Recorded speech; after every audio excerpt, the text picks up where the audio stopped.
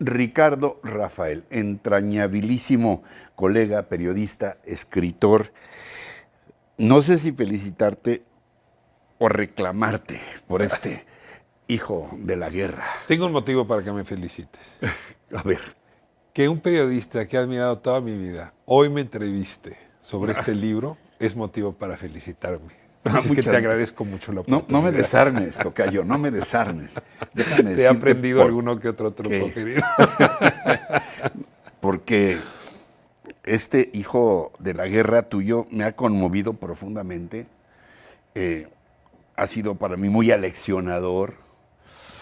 También es una enseñanza periodística porque está espléndidamente bien escrito y documentado.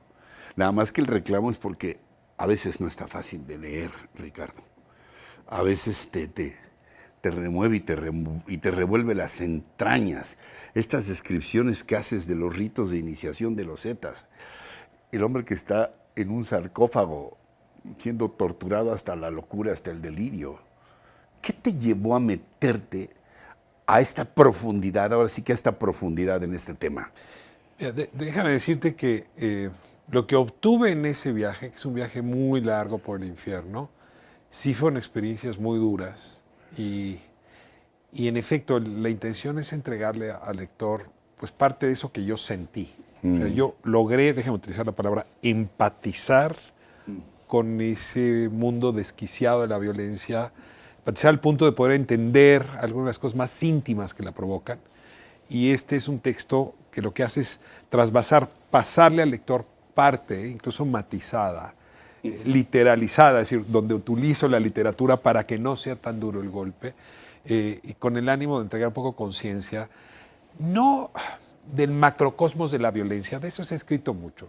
La verdad es que hay expertos, todo el mundo sabe del tema, todo el mundo tiene opiniones. Estadísticas. La propaganda que ha hecho el gobierno, la propaganda que han hecho las empresas criminales, la propaganda que hemos hecho los medios, sí, todo el mundo sabe de este tema. Sin embargo, como le hacen los físicos, a veces para entender el macrocosmos, la mejor manera es entender el átomo, y eso se ha hecho poco, que es cruzar la frontera y meterte en la vida de una persona que por el lugar que ocupó el Z9 en esta estructura criminal, lo que le tocó ver ayuda a entender cosas que de otra manera yo no hubiera entendido. Es como si está lloviendo a cántaros y entonces tú te metes en un cuartito, ¿no?, guarecido, a hablar en la intimidad con esta persona y empieza a contar cosas de su biografía, de su experiencia, de los motivos que lo llevaron a la violencia, desde el plano más humano imaginable. Y eso me permitió encontrar como explicaciones que no tenía. No quiero decirte que me volvió experto en seguridad ni nada por el estilo, pero sí me llevó a un ejercicio periodístico que quizás ha sido el más duro que he tenido en mi vida. Ahora, el Z9 testimonia el nacimiento de este grupo que empiezan como sicarios a cualquier precio, derivan en un cártel poderosísimo, pero tienen un origen que no está tan fácil de aceptar. Son militares, muy capacitados, muy entrenados en diversos lugares. ¿Qué tanto esto es también testimonio de lo que aquel juez Falcone definía como crimen organizado? Es decir, la connivencia con los factores del poder político, con los gobiernos, pues, de todos los niveles. A ver, tráfico de drogas en México, llevamos muchísimas décadas y generaciones haciéndolo. Crimen organizado, hace mucho que hay en nuestro país. Pero ¿en qué momento esta cepa se volvió letal? ¿En qué momento esta cepa mutó al punto de producir 300,000 muertes, 60,000 desapariciones? Y yo diría, esa cepa mutó con los Zetas. No hay, es un antes y un después. Y si mutó por los Zetas, hay que advertir que fue el Estado el que la hizo mutar. Los Zetas son un grupo de militares formados en México y luego en Estados Unidos, en Fort Hood, dice él, no en la Escuela de las Américas, en el Fuerte Hood, en las peores prácticas. Les enseñaron interrogación militar, es decir, les enseñaron a torturar. Sí. Les enseñaron a marcar territorio dejando cuerpos. Les enseñaron a dejar de ser humanos. Los volvieron armas humanas letales. Y luego los traen a México. El hermano testimoniando la tortura del hermano. Tienes que ser capaz de matar a tu hermano. Claro. A tu hermano de sangre. Matando a tu hermano, sí. Y luego se los traen a México y el presidente Ernesto Zedillo, con enorme ingenuidad, el procurador Lozano, gracias entonces, deciden que van a barrer la Procuraduría General de la República porque está intervenida probablemente por agentes del gobierno anterior, del gobierno salinista. Sí. Y no confían en esa PGR. Entonces corren a 800 personas y meten estas armas letales de agentes judiciales. Y el delegado de la PGR, un señor de nombre Carmen Oralio Castro Aparicio, que todavía estaba en la cárcel, que era el delegado de la PGR en Chihuahua y Tamaulipas al mismo tiempo, pone a estas personas como guaruras, como cuerpo de guardia de Osiel Cárdenas Guillén. Es decir, fue el Estado mexicano quien los entrenó y se los entregó a este individuo. Dice él que al origen eran solo 20 armas letales y que Osiel les dijo, creen un ejército de 400 como ustedes. Entonces cada uno entrenó a 20. Para 2001 tú ya tenías un ejército de 400 paramilitares dispuestos a enfrentar al resto de las empresas criminales. ¿Cuánto faltó, Ricardo? Para que el resto de las empresas criminales generaran una línea paramilitar similar. Los pelones, en el caso de los veteranos de Neiva, en el caso de Michoacán, la familia michoacana, ese es el origen. Y ahí empieza esta tragedia que nuestra generación ha padecido. Esto es más o menos lo que él me cuenta y sí me parece difícil no retirarle al gobierno, al Estado mexicano, la responsabilidad de lo que estamos viviendo hoy. Ahora, desde el punto de vista de otra palabra que es clave en tu novela, la empatía, ¿cómo explicar también esta suerte lo reproduces en el decálogo que ellos tienen para actuar, en donde se refieren a la patria, Mata a Dios, se refieren perdona. también a Dios, etcétera? Son una suerte de mezcla de pseudo religión, mal entendida o bien entendida, eso es otra cosa, pero es esta suerte de conciliábulo brutal que solamente así explica lo que son capaces de hacer. Sí, en efecto, cuando te metes a la conciencia de esa persona, que hay que advertir que es una conciencia en caída.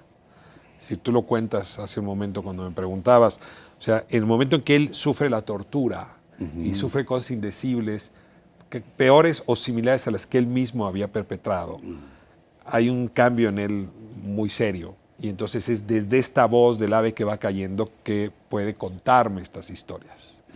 Y sí, en efecto, te das cuenta cómo la religión jugó un papel esencial. No quiero sonar pomposo, pero una cita de Nietzsche me ayuda para explicarme. Nietzsche decía que Dios es una creación a imagen y semejanza del ser humano. Es decir, cada ser humano nos inventamos un Dios a nuestra semejanza. Y en efecto, un Zeta requería un Dios a su semejanza. Y el Dios que ellos construyen, desde luego no quiero estigmatizar la religión yoruba, pero utilizan a los dioses, a los orishas de la religión yoruba para abrazar esa fe. Por eso el libro se llama Hijo de la Guerra, porque es hijo de Ogún, que es el dios de la guerra, es el Marte, el Ares de la tradición africana que pasó por Cuba. Y este hijo de la guerra pues está convencido que tiene una misión y repite esta frase de mata porque Dios te perdona, o sea, Dios te perdona matar. Y si lo haces a partir de cumplir con un destino. Y es un destino que ellos están convencidos que deben cumplir y es apropiarse del territorio. O sea, él tenía tatuadas 5 estrellas en el cuello y lo que dice ahí es que esas 5 estrellas son los primeros 5 estados que conquistaron. Sí, o sea, había una lógica guerrera de conquista de territorio que le fue arrebatada al Estado mexicano, a quien los había creado, y por lo tanto a la sociedad y a nosotros, ¿no? Ahora, finalmente, porque ya sabes que tenemos ahora estas limitaciones de tiempo, pero espero que podamos seguir platicando muy pronto. ¿Qué te llevó a decidirte por la literatura, por la novela, en lugar de un ensayo como los muy brillantes o investigaciones periodísticas que has publicado anteriormente? De pronto decides que la novela facilita más la revelación de cosas que la propia realidad. ¿Te estuviste desgarrando entre el literato y el periodista? Es el objeto de estudio. O sea, cuando tienes una conversación con un individuo que te cuenta cosas que puedes corroborar como periodista, contrastar, pues tienes un producto periodístico. Sí. Pero del otro lado hay cosas que me contó que es humanamente imposible de corroborar, sí. La intimidad entre los compañeros Zetas, otras cosas que claramente son ficción y mentira. Y entonces cuando tienes ese como Jano Bifronte, que es ficción y no ficción, sí. Pues solamente la novela de no ficción te ayuda. En este texto, cuando hablo yo, cuando habla el periodista, hablan a no ficción. Pero cuando habla él, pues le dejo a juicio de la lectora, del lector, si ahí hay verdad o no, si hay ficción o no.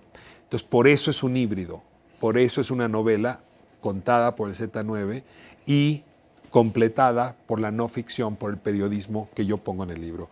Era la única manera de no dejar fuera esta experiencia. No quiero que se vaya el programa sin decirte que este no es la novela de su vida o de su biografía, es el relato de nuestra conversación. Si yo no hubiera hecho novela de no ficción, partes de la conversación se hubieran quedado fuera. ¿Qué esperas que encuentren tus lectores, Ricardo Rafael, en este hijo de la guerra? Una edición, por cierto, de Seix Barral, que ya está en todas partes. Todas partes, lo puedes adquirir en cualquier librería y desde luego en versión digital.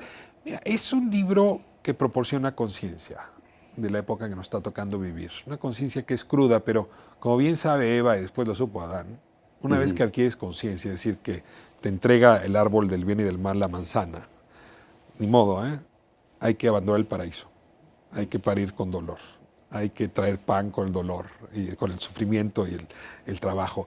Se acabó la infancia. Este es un libro que creo que lo que hace es resolvernos el peor pecado que tenemos hoy en nuestra sociedad, que es el de la ingenuidad. Está tan plagada de mentiras la historia de nuestra guerra, que la única manera de pacificar el país es enfrentar con conciencia el fondo de los problemas. Y creo que este libro es uno más, pero es un relato que intente ser lo más empático posible para aportar ese nivel de conciencia. Yo digo que es un libro manzana, porque aporta conciencia.